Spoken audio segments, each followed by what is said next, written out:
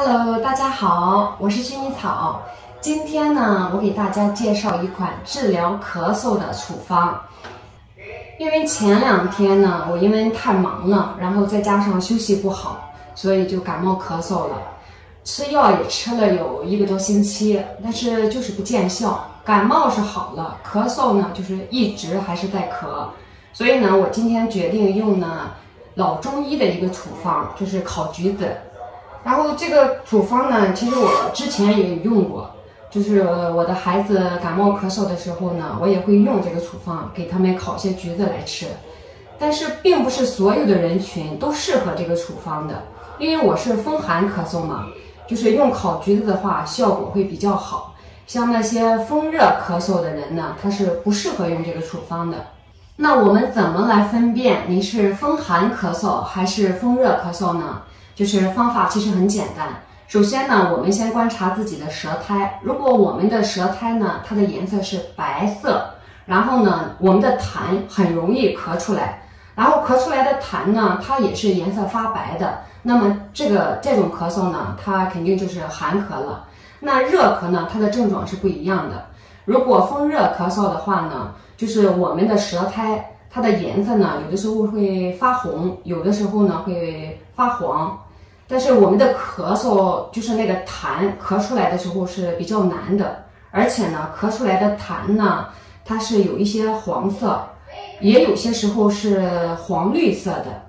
然后呢，有的时候热咳的时候，我们的嗓子会痛，可能还会伴随着发烧。这种症状呢，一般就是风热咳嗽。就是那种咳嗽呢，吃烤橘子它的效果是不理想的，可能还会加重你的咳嗽。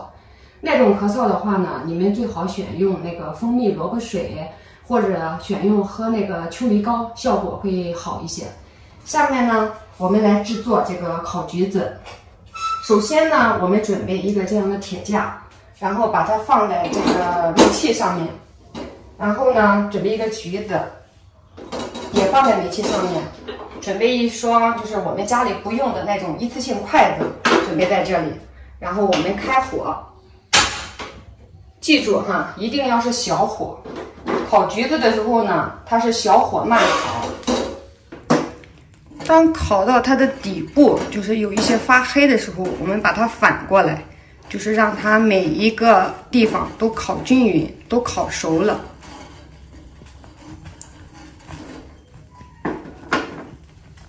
就是大家要记住哈，这个橘子每一个地方都要烤均匀了，它的侧面、正面、反面、上边、下边都要烤均匀了。像这橘子呢，烤到这种程度，就是全部都发黑了，然后每个地方都均匀的烤到了啊，这样就可以了。我们现在就可以关火了。然后我们把这个橘子拿下来，把它打开。就是橘子一定是趁热吃，如果我们把它放凉了以后再吃的话，它的效果就没有那么好。就是尽量的这个皮不要碰到这个灰，就是我们这个黑色的这个灰尘，然后把它放入盘子当中，稍微凉一下，温热的吃。这样放在这里，就是温热的吃它，效果会更好。这个是扒好的这个橘子，就是我们趁热就把它吃下去，一定要记住呀，要趁热吃。好了，希望这一期的视频能给您带来帮助。喜欢我视频的朋友可以订阅我的频道，谢谢，再见。